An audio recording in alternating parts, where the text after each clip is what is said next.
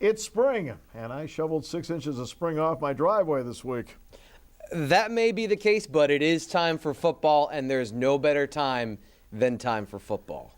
And admit it, your bracket is totally blown up. Start worrying about football. Blue White Pulse is next.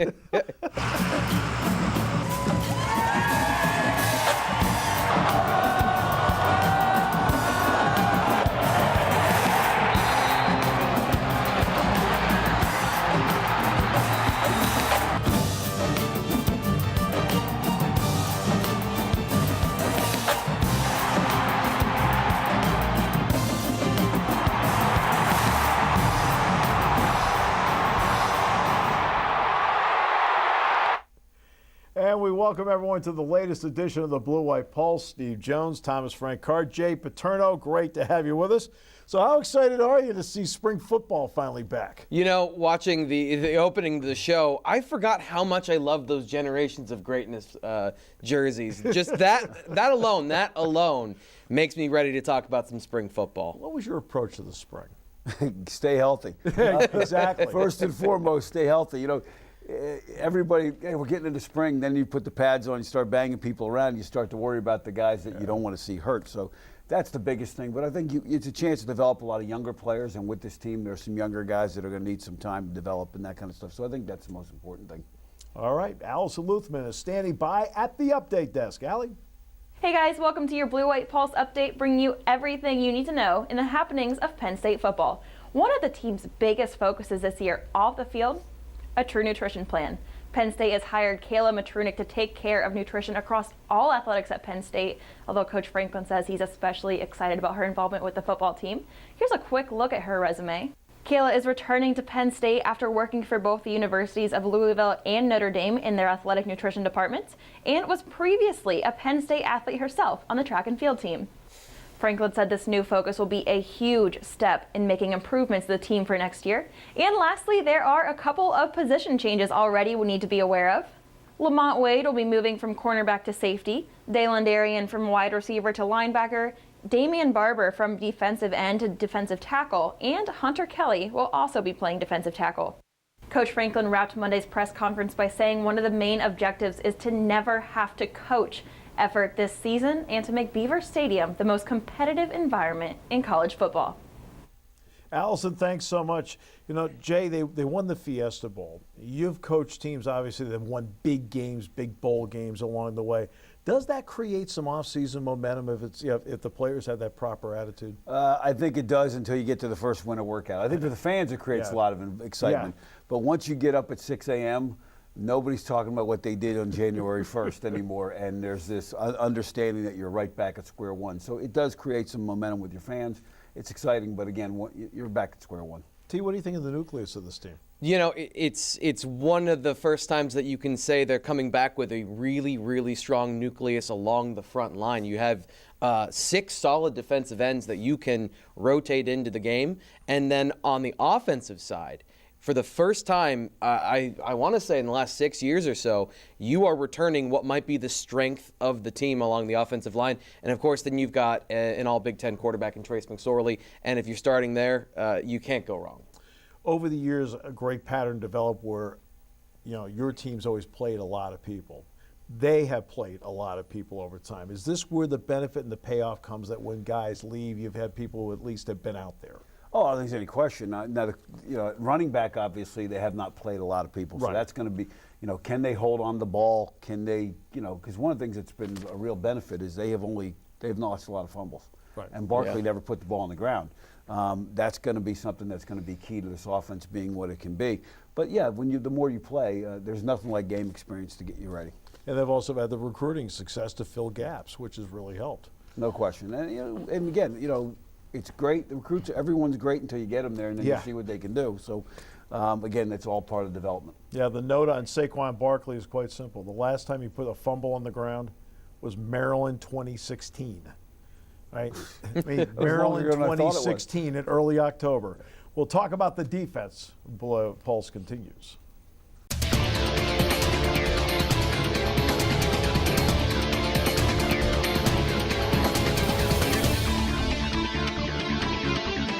Well, let's take a look at the Penn State defense, and let's at least start out with the losses they've had along the way, because there'll be plenty of people to replace. So let's just take a quick look at that as to the guys. I mean, you look at the big shoes that have to be filled along the way. Grant Haley, Brandon Smith, there's Jason Kabinda. I mean, Thomas, there's a lot of gaps that need to be filled. Certainly, and I think if you look in the secondary, you saw Grant Haley on there. They definitely, as you mentioned earlier, played a lot of guys in the secondary, but at linebacker, that middle linebacker position, and Jay, you know, that's one of the most important positions on the defense. That's really, in the spring, what we're going to find out what they have at that position, returning with a guy like Jake Cooper, and then the freshman Micah Parsons. And then up front, I think the defensive tackles is going to be quietly the most important part of the defense and restocking the middle of that defensive line.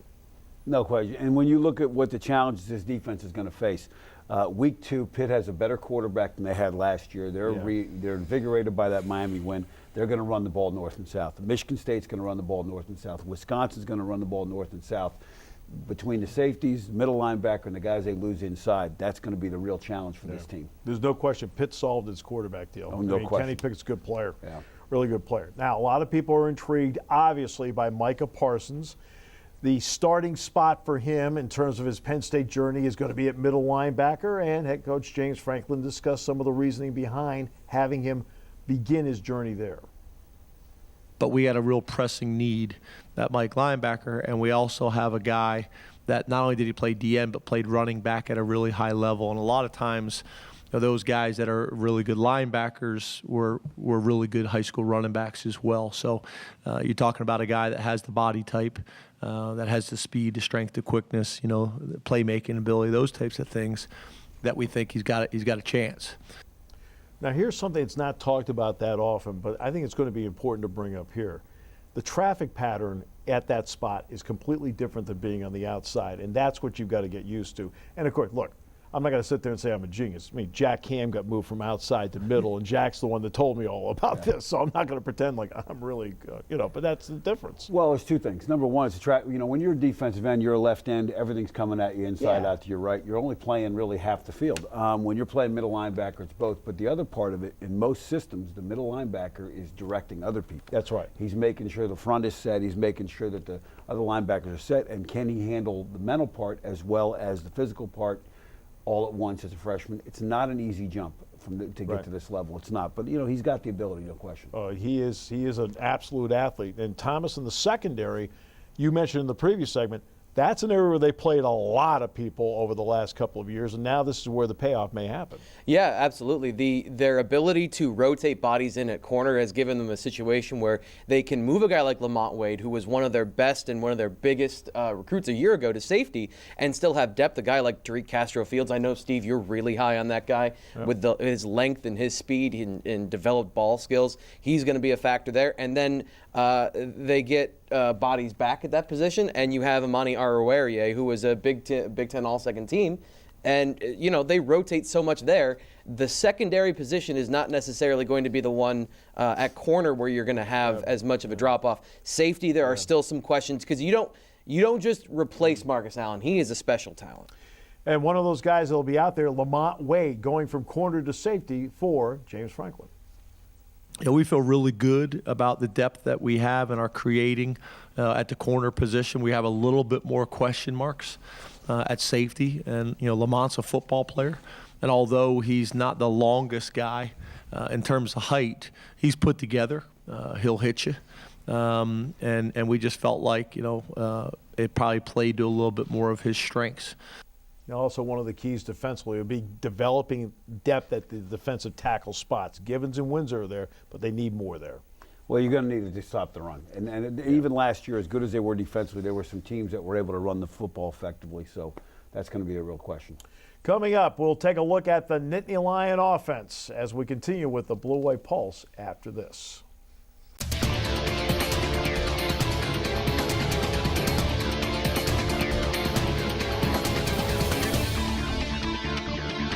All right, 8 of 11 starters back on offense.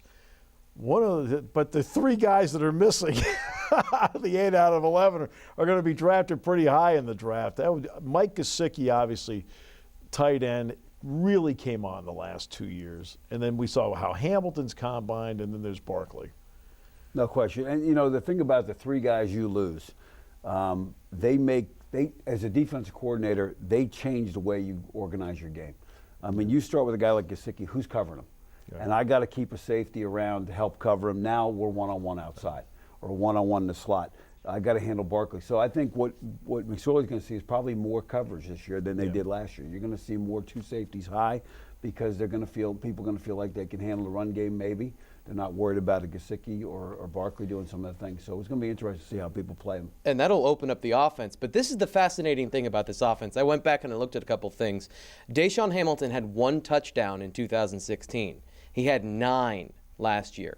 Juwan Johnson last year, 1 touchdown. So really the offense operates with the pieces that are there. I'll be fascinated to see, does Juwan Johnson step up, and is he that guy this year? And then who is the guy that then replaces underneath that under him? Because you have the ability, you've seen, to replace this the talent in this offense with other receivers. Barkley, obviously, great running back, very good in blitz pickup. You got to be a better blocker along the way, and also ended up being an outstanding receiver. And the other part, too, also ended up being a great decoy at times. So how do you replace all that? Well, Allison Luthman takes a look at Sanders. Sitting behind one of the nation's best college running backs didn't exactly give Miles Sanders a season in the limelight, but with Saquon Barkley moving on to the next level of play, this coming season could be his time to shine. Coach Franklin says that waiting for a legend to leave was an important time of study and growth for Miles Sanders. Can't imagine that there's a better player for Miles to come up under than Saquon Barkley. And you could make the argument maybe he could have went to some other schools and played as a true freshman, but I don't know if his development would have been to the point where it is now. You know, I think being behind, really good players and being able to study them and grow and be challenged by them is really important. Franklin added that to ensure the staff realizes the strengths and the weaknesses of players, he'll often ask new staff for their fresh perspective. When it comes to evaluating Miles Sanders, new running backs coach Jawan Sider has been that fresh pair of eyes. We think we got a pretty good idea of what we have with Miles in the running back room, but maybe we're biased by this or biased by that. So someone new comes in, and it's interesting to hear their perspective, and he's been very impressed with Miles.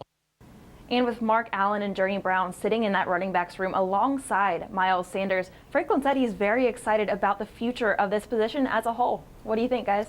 Allison, Thomas, they do have a stable of backs back there. Obviously, they go from a generational player to a stable of backs. Yeah, and Miles Sanders is no slouch, as we've talked about before. Really talented player, but really the only one that we got to see last year. And I know you're really high on Journey Brown from the times that you've gotten to see him in practice. The one time we got to see him last year, you wondered if he had just track speed, but this guy doesn't. He is a really intriguing prospect who can run through contact. I'm excited to see what he can do in the spring. And this goes back to the point you made earlier in the show, the two of you. The offensive line has a chance to be better, which then helps with the running game. Yeah, and they're going to have to be better. I mean, they perform better when you look at the stats. Yeah. But one of the things when I coached, we looked at, how many yards was the play blocked for and how many yards did the running back get. Right. And Barkley got a lot of extra yards, and that's going to be something we're going to have to see what these guys can do. If the play's blocked for 3, can they get you 7 like Barkley did, or 80 like Barkley did on a couple of those plays? Now, starting point for any team that's a solid one is if you have a veteran quarterback. Trace McSorley. You want to see your quarterback get better over time.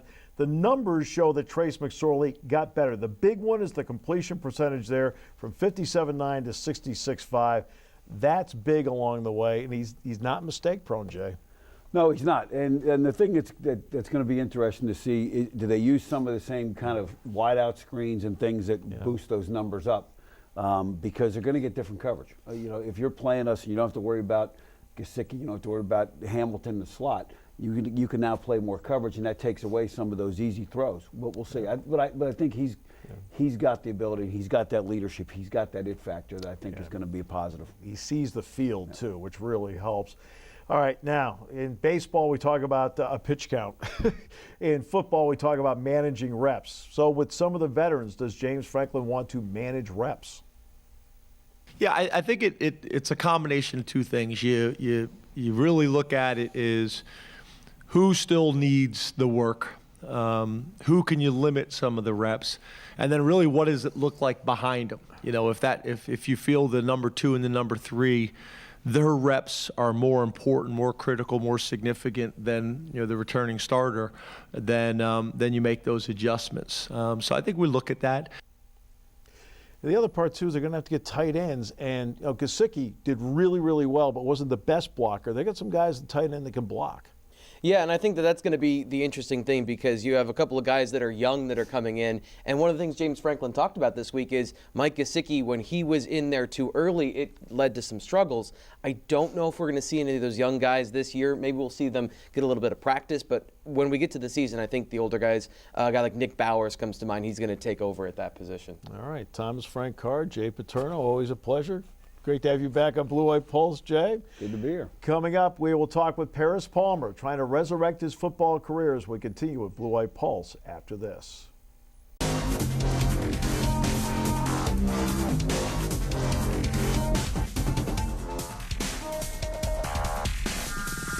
Welcome back. Pro Day is over with at Penn State, and now we're in that period between Pro Day and the draft. And one of the great stories out of Pro Day is former Nittany Lion Paris Palmer, who tested very well on Pro Day. And Paris, first of all, back in the mix, you had 2 ACLs along the way, and you had been playing your best football when you got your second one. No question about that. What was the line between, okay, I'm done, and you know what, I got to keep doing this? Well, it took a lot of self-reflection when I was home, and I can say that definitely started after I got my degree because at that time, like after I tore my ACL, it was just so much on my plate, and I just felt as though if that I was able to take something off of my plate, it'd be easier on me to just be able to focus on school. But after I graduated and I went back home to North Carolina, and I'm sitting at home, I'm doing real estate, I'm just saying to myself, you know what, this isn't the mentality that brought me the success that I've achieved so far in my life. And I need to get back to that. So what I did was I reached out to my strength staff and Coach Franklin and then some of the medical staff, Superman. And yeah, he's a great guy, by the way. Yeah, Superman Barrow he's talking about. Definitely. And, I just reached out to those guys and got their opinions. And then they basically said, hey, you know what, if there's something you really have your heart set on, you want to do this, and you come back and you dedicate yourself to it, we'll support you wholeheartedly. So, it was literally probably the day after my birthday, like December 15th. I came right back to PA.